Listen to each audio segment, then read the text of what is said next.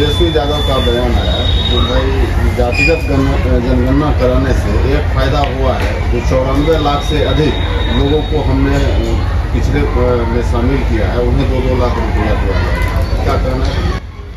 पहली बात कि जो जातिगत जनगणना नहीं सर्वे हुआ उसमें जो जानकारी निकल कर आई वो ये बात को दिखाती है कि पिछले 30-35 सालों में जाति के नाम पर राजनीति होने के बावजूद समाज के जो वर्ग जातिगत आधार पर पीछे छूट गए, आर्थिक नजरिए से पीछे छूट गए, उनकी स्थिति में, उनकी भागीदारी में कोई परिवर्तन नहीं आया है। तो पिछले 30-35 वर्षों से जो लोग शासन व्यवस्था में हैं उनको उसकी जिम्मेवारी भी लेनी चाहिए और उस पर उनको जवाब भी देना चाहिए कि भाई 30-35 साल से सत्ता आपके पास है, संसाधन आपके पास है, कुर्सी पर आप बैठे हैं, तो अगर इन वर्गों को भागीदारी नहीं मिली, संसाधन नहीं मिला, इनकी तरक्की नहीं हुई, तो इसके लिए कहीं ना कहीं आप मतलब लालू जी और नीतीश कुमार दोषी हैं, क्योंकि पिछले 32 साल से तो यही सत्ता में बैठे हुए हैं। उनको ये बताना चाहिए कि भाई सत्ता में इन वर्गों की भागीदारी क्यों नहीं बढ़ी, क्यों उनको लाभ नहीं मिला, क्यों उनकी एजुकेशनल स्थिति नहीं सुधरी, क्यों उनकी आर्थिक स्थिति नहीं सुधरी। आज बिहार सरकार में जो मंत्रिमंडल है उनको बताना चाहिए कि इसमें गरीब, पिछड़े, वंचित मुसलमान समाज के कितने लोग मंत्री हैं और उन मंत्रियों के पास कौन सा विभाग है। सच्चाई ये है कि बिहार का जो अभी बजट है इस साल का 2,46,000 करोड़ का, उसमें 60% जो राशि है उसके विभागों के मंत्री सिर्फ 2 व्यक्ति हैं, नीतीश कुमार और तेजस्वी यादव। तो अगर आप कह रहे हैं कि समाज के किन्हीं वर्गों को भागीदारी नहीं मिली, तो आप ही ने भागीदारी नहीं दिया है। नीतीश कुमार, तेजस्वी यादव को कौन रोक रहा है कि गृह मंत्री आप किसी मुसलमान को बना दीजिए, दलित को बना दीजिए, अति पिछड़े को बना दीजिए, शिक्षा, स्वास्थ्य, पथ निर्माण, ग्रामीण विकास, ये सब मंत्रालय दीजिए इन समाज के लोगों को, कोई रोक तो रहा नहीं है। लेकिन इनको देना तो है नहीं, जबरदस्ती का एक कहानी कहना है। दूसरी बात जो आपने कही, घोषणा हुई है कुछ पैसे ट्रांसफर करने की, पैसा ट्रांसफर करना चाहिए, अगर सरकार के पास साधन है तो करना चाहिए। लेकिन बिहार में 3 करोड़, 3.25 करोड़ परिवार रहते हैं और आर्थिक सामाजिक नजरिए से बिहार देश का सबसे गरीब और पिछड़ा राज्य है। यहाँ पर 80% लोग, 100 में 80 आदमी आज भी दिन का 100 रुपया नहीं कमाता है। ये आंकड़ा याद रखिए। बिहार में प्रति व्यक्ति आय है 34-35 हजार रुपया, देश में प्रति व्यक्ति आय है 1,35,000 रुपया। तो अगर आप कह रहे हैं कि उसमें से जो सबसे गरीब है उसको हम मदद कर रहे हैं, तो कीजिए मदद, उससे कोई दिक्कत नहीं, होना चाहिए। सरकार के पास अगर साधन है और ईमानदारी से अगर उन लोगों की कुछ मदद होती है तो उसका स्वागत करते हैं। लेकिन इस तरह के रेवड़ी बांटने से कुछ होने वाला नहीं है। जब तक आप समाज को पढ़ाएंगे नहीं, शिक्षित नहीं बनाएंगे, उसको रोजगार नहीं देंगे, तो ये राजा प्रजा वाली जो व्यवस्था है कि हम आपको, जब आप मजबूत गरीबी में पड़िएगा, जब परेशानी में पड़िएगा तो आइएगा तो हम आपको कुछ मदद कर देंगे। तो राजद वगैरह के नेताओं का, दलों का यही मॉडल है। अस्पताल सुधारना नहीं है, अस्पताल का औचक निरीक्षण करना है। अरे भाई, अस्पताल सुधारोगे, उसके लिए कोई व्यवस्था बनाओगे, तब तो औचक, तब तो निरीक्षण होना चाहिए। लेकिन इनको तो न्यूज बनाना है, राजनीति करनी है। 2 लाख रुपया प्रति व्यक्ति देने से, प्रति परिवार अगर ये दे पाए तो बहुत अच्छी बात है। न इनको देना है, न कुछ करना है। ये चुनाव अभी सामने है तो अपना एक लॉलीपॉप बांटने का तरीका है। अभी तक कह रहे थे कि आरक्षण दे के सुधार देंगे, अब 2 लाख रुपया दे के सुधार देंगे, कुछ नहीं करेंगे। अगर 2 लाख रुपए को 3 किस्त में देने की बात है तो 65,000 रुपया हुआ, महीने का 5,000 रुपया हुआ। 5,000 रुपया मिलने से किस परिवार का गरीबी दूर हो जाएगी, जरा बताइए तो हमको। आज से 2019 के चुनाव में कांग्रेस पार्टी ने एक योजना जारी की थी जिसमें कहा था कि हर परिवार को 6,000 रुपये महीने का मिलेगा। कोई वोट मिला उससे? एक भी वोट मिला कांग्रेस को उससे? जनता इतना बेवकूफ है। 2 लाख रुपया अगर आप प्रति परिवार देते हैं तो प्रति परिवार वो 5,000 रुपये महीना हुआ अगर आप 3 किस्त में देंगे तो। और परिवार का साइज है 5-6 लोगों का, तो हर व्यक्ति पर कितना हुआ? हर व्यक्ति पर 1,000 रुपया हुआ। वृद्धावस्था पेंशन दे रहे हैं 400 रुपया है और आप प्रति परिवार 1,000 रुपया देने लगी है, तो झूठ मूठ का लॉलीपॉप पब्लिक को बेवकूफ बनाने की बात है। सर पंचायत में सर जो मतलब आपके द्वारा सर जो यूथ क्लब जो बनाया जा रहा है सर उससे क्या मतलब फायदा है सर, क्या उसका मतलब? देखिए, यूथ क्लब बनाने के दो उद्देश्य हैं। पहला, जब मैं यहाँ आया ये अभियान को लेकर, जन स्वराज की परिकल्पना को लेकर, तो हमने एक अध्ययन कराया कि बिहार में कौन से लोग हैं जो सांसद और विधायक बनते रहे। मैंने ये पाया कि पिछले 30 साल में बिहार में जो व्यक्ति भी सांसद विधायक बना है, अगर सारे दलों के सांसदों विधायकों का नाम एक जगह लिखिएगा तो आपको पता चलेगा कि पिछले 30 वर्ष में बिहार में सिर्फ 1250 परिवार के लोग ही विधायक और सांसद बने।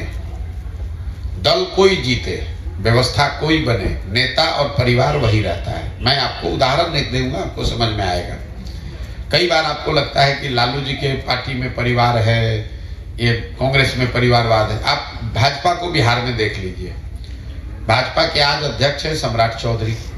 ये कौन है? इनके बाबूजी है शकुनी चौधरी। जब बिहार में कांग्रेस का शासन था आज से 35 साल पहले, तो शकुनी चौधरी उसमें विधायक और मंत्री थे।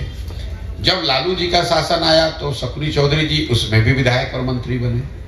जब नीतीश का दौर आया तो उसमें भी शकुनी चौधरी विधायक और मंत्री बने। जब मांझी जी मुख्यमंत्री बने तो उसमें भी वो विधायक और मंत्री बने। और आज अगर भाजपा की ताकत थोड़ी दिख रही है तो भाजपा को भी कोई दूसरा सामान्य वर्ग का कोई कुशवाहा परिवार का बच्चा नहीं मिला, उनको भी शकुनी चौधरी का बेटा ही मिला है। ये सिर्फ राज्य के स्तर की बात नहीं है। अगर इसको आप गहराई से अध्ययन करेंगे तो आप पाएंगे कि हर प्रखंड में, हर विधानसभा लोकसभा में 4-5 परिवारों का कब्जा है। वही लोग घूम फिर के, दल बदल के, झंडा बदल के वही लोग जीतते हारते हैं। इसको तोड़ने के लिए मैं जो ये क्लब बनवा रहा हूं कि बिहार में हर पंचायत में 8 से 10 ऐसे बच्चों को चुना जाए जिनमें राजनीतिक समझ, जज्बा है, जो राजनीति करना चाहते हैं, सामाजिक राजनीतिक पहचान बनाना चाहते हैं। वो पैसे वालों के लड़के नहीं हैं, उनके बाबूजी मंत्री विधायक नहीं है, लेकिन उनको सामाजिक राजनीतिक क्षेत्र में काम करना है। और ऐसे बच्चों को चुनकर लाया जाए, उनको संगठित किया जाए, उनको आगे राजनीतिक सामाजिक पथ पर बढ़ाने में जन स्वराज के माध्यम से उनकी मदद की जाए, उनको सलाह दिया जाए, संसाधन दिया जाए। इसीलिए ये क्लब बनाए जा रहे हैं। और अभी जो आप देख रहे हैं, हर पंचायत में 4-5-7 क्लब ऐसे खुले हैं। धीरे धीरे ये संख्या बढ़ेगी। फिर इसको साल 2 साल में धीरे धीरे इन्हीं बच्चों में आपस में उनके काम के आधार पर कुछ बच्चों का चुनाव होगा। अगर पूरे बिहार में हमारा संकल्प है कि जन स्वराज 1 लाख बच्चों को राजनीतिक सामाजिक प्रशिक्षण क्लबों के जरिए से देगा। इन 1 लाख बच्चों में से अगर 5000 बच्चे भी अच्छे निकल गए, वही लोग कल मुखिया बनेंगे, समिति बनेंगे, प्रमुख बनेंगे, उसी से निचले स्तर पर सुधार होगा। नहीं तो अभी जो इसका बाबूजी विधायक है उसी का लड़का विधायक बनेगा। जो सामान्य परिवार का लड़का है, गरीब है, समझ है उसको ज्यादा, लेकिन उसके पास साधन है नहीं, कोई बताने वाला है नहीं। इसीलिए ये क्लब की व्यवस्था बनाई जा रही है। मोहन यादव का आगमन हो रहा है सीएम बनने के बाद, पहली बार। इसका ये सीएम बने हैं मध्य प्रदेश जी, उनका पहली बार आगमन हो रहा है सीएम बनने के बाद। भाजपा को क्या फायदा होगा इससे? अब इससे हमको क्या लेना? मोहन ज्यादा वोट पर से लगा पाएंगे क्या? भाई इतना ज्यादा दिमाग हम नहीं लगाते हैं कि कौन आएगा तो क्या हो जाएगा। लालू यादव जाएंगे यूपी में तो वहां का जो यादव है वो इनके बात सुन के वोट दे देगा। मान लीजिए कि मुलायम सिंह यादव हैं, अखिलेश यादव जी हैं, मुलायम सिंह जी माफ कीजिएगा तो हम दुनिया में नहीं रहे। अखिलेश यादव यूपी में लीडर हैं। वो अगर बिहार में आकर राजनीति करेंगे तो क्या उनके कहने से पूरा समाज वोट दे देगा? ये तो हर दल में हर जाति के लोग हैं। दल का ये आउटरीच का प्रोग्राम है, समाज से संपर्क का प्रोग्राम है, चलता रहता है। अभी सर जो वर्तमान सर समय में लग रहा है कि जो जाति धर्म विशेष के जो चुनाव मुद्दे बनाए जाते हैं, और जो दौर चल रहा है, जो आपका यात्रा 16 महीने चल रहा है, कितना सफलता मिल पाएगा, क्या लग रहा है? ये कितना सफलता मिलेगा, हमारे पास कोई ऐसा भविष्य को देखने की क्षमता तो है नहीं। लेकिन आपकी समझ पर एक छोटी टिप्पणी कर दूं। ये जितने आप लोग पत्रकार हैं, राजनीतिक विश्लेषक हैं, राजनीति करने वाले लोग हैं, उनको ये जरूरत से ज्यादा समझ आती है बात कि बिहार में सब चीज जाति पर ही होता है। 2-3 बात आप समझिए। आप बिहार में पत्रकारिता करते हैं, राजनीति कवर करते हैं, देश के हर हिस्से में तो गए नहीं हैं। जाति सिर्फ बिहार में नहीं है, जाति हर राज्य में है, और जातियों का प्रभाव राजनीति पर जितना बिहार में है उतना यूपी में भी है, कर्नाटक में भी है, गुजरात में भी है, आंध्र प्रदेश में भी है। अगर आप ये नहीं जानते तो इस जानकारी को ले लीजिए। दूसरी बात, बिहार में हर व्यक्ति जाति पर ही वोट कर रहा है, इस धारणा से बाहर निकल जाइए। अगर हमारी बात पर नहीं भरोसा आपको करना है, जो तथ्य सामने उसको देखिए। बिहार में भाजपा की जो वोट मिलता है, ज्यादातर लोग कहते हैं भैया भाजपा को नहीं मिलता है, भाजपा का सांसद तो मुखिया का चुनाव नहीं जीत सकता है, मोदी जी के नाम पर वोट मिलता है। ये तो आप मानेंगे कि मोदी जी के नाम पर बिहार में वोट पड़ा है भाजपा को। तो मोदी जी की जाति के कितने लोग बिहार में रहते हैं? मोदी जी को वोट देने वाले कितने लोग ऐसे हैं जो मोदी जी के जाति के हैं? ये जबरदस्ती आपको सामने दिख रहा है, लेकिन आप उसको मानना नहीं चाहते। अब उसको आपने यार तो धर्म पर दे दिया, भाजपा के संगठन पर दे दिया, चलिए उसको छोड़ दीजिए। बिहार में 18% मुसलमान है।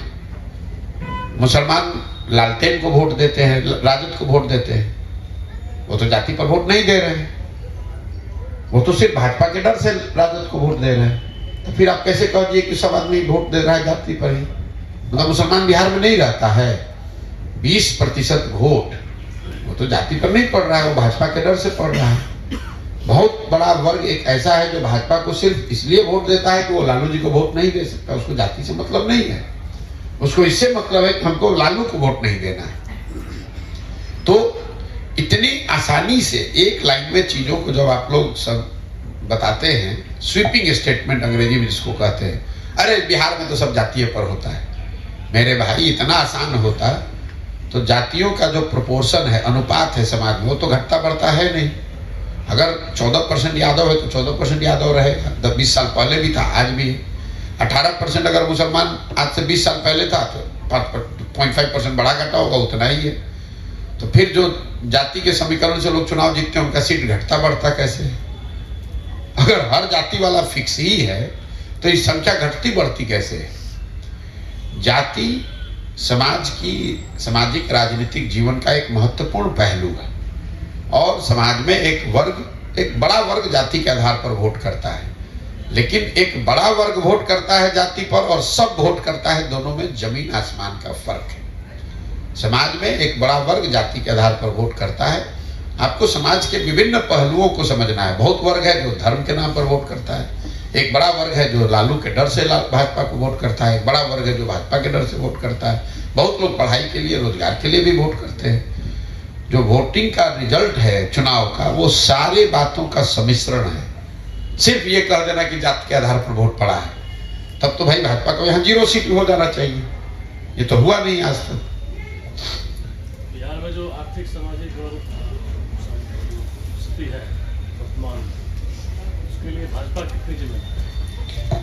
भाजपा बहुत ज्यादा जिम्मेवार है, इसलिए कि करीब 13-14 साल तक उन्होंने सत्ता बिहार में चलाया है, और उससे भी बढ़कर पिछले 10 वर्ष से भाजपा देश में शासन में है।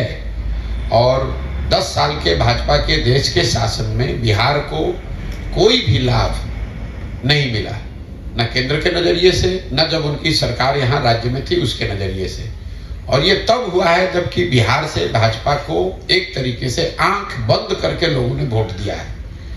लोगों को ये बात समझ में नहीं आती है, जितना वोट भाजपा को गुजरात में पड़ा है, करीब उतना ही 100% वोट बिहार के लोगों ने भी 40 में 39 MP जिताया है। यहाँ से यूपी से ज्यादा वोट परसेंटेज टर्म्स में हमने दिया है, हम लोगों ने दिया है।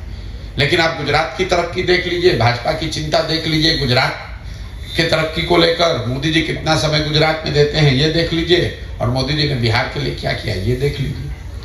तो जब आप जो बात मैंने शुरू में बताई कि गुजरात का आदमी मोदी जी को वोट कर रहा है, भाजपा को वोट कर रहा है, लेकिन वो वोट इसलिए कर रहा है कि वो गुजरात में तरक्की देख रहा है, तरक्की पा रहा है, तरक्की की डिमांड कर रहा है। बिहार के लोग मोदी जी को वोट कर रहे हैं, मुफ्त में वोट कर रहे हैं, हम लोग को मिल कुछ नहीं रहा है, लेकिन हम लोग वोट किए जा रहे हैं धारा में बहकर। भाई यूपी का लोग वोट कर रहा है, मध्य प्रदेश का आदमी वोट कर रहा है, वहां कुछ काम भी तो हो रहा है, यहाँ पर काम कुछ नहीं हो रहा है। हम लोग वोट मुफ्त में दे रहे हैं, और मुफ्त में वोट दीजिएगा। 100 रुपए का चीज अगर 1 रुपया में बेचिएगा तो चाहे मोदी को दीजिए कि लालू को दीजिए, नुकसान तो होगा ही होगा। तो बिहार की जो जनता है वो वोट मुफ्त में दे रही है, इसीलिए ये नुकसान हो रहा है और इसलिए भाजपा बड़ी जिम्मेवार है। दूसरी भाजपा की जिम्मेवारी ये है कि जिस तरह से कांग्रेस ने बिहार को लालू जी के हाथ में सौंप कर 15 साल तक हम लोग को अपने हवाले करके जीने मरने के लिए छोड़ दिया, एमपी के लालच में कि 10, 20, 15 एमपी सांसद हम लोग का जीत के जाता रहे, लालू जी चलाए, बर्बाद कर दें, बिहार कहीं चला जाए, रसातल में चला जाए, कांग्रेस को उसकी चिंता नहीं थी। वही काम भाजपा ने किया नीतीश कुमार के साथ कि नीतीश जी यहाँ सत्ता में बने रहे, बिहार चले न चले, भट जाए, हम लोग का 35 सांसद जीत कर जाता रहे, बिहार का जो होना है वो होता रहे। और इसका प्रमाण ये है कि जो भाजपा दूसरे राज्यों में दूसरे पार्टियों को तोड़कर सरकार बनाती है, बिहार में 2020 में वो सबसे बड़ी पार्टी जनता ने उसको बनाया था।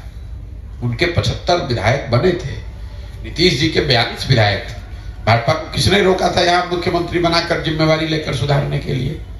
क्यों नहीं बनाया? इसलिए नहीं बनाया कि नीतीश जी को मुख्यमंत्री बना के रखो, समीकरण गड़बड़ाना नहीं चाहिए, सांसद हमारा जीत कर जाता रहे, बिहार के बच्चे मजदूरी कर रहे हैं तो करे, उससे उनको क्या फर्क है? ये बात तो बिहारियों को समझने की जरूरत है। भाजपा को क्या है भाई, भाजपा को 30-35 को सांसद यहाँ से चला गया, उनकी दिल्ली में जय जयकार हो रही है, बिहार का आदमी मरता है, मरे। जब गुजरात में जाकर आपको गाली पड़ती है तो भाजपा का आदमी आता है बचाने। जब तमिलनाडु में बिहार के बच्चों को मारा जाता है कोई आता है बचाने। जब कश्मीर में हम लोग के मजदूर मारे जाते हैं तो भाजपा आती है बचाने। आपने 30, 35, 40 सांसद जिताकर भेज दिया, भोगिए।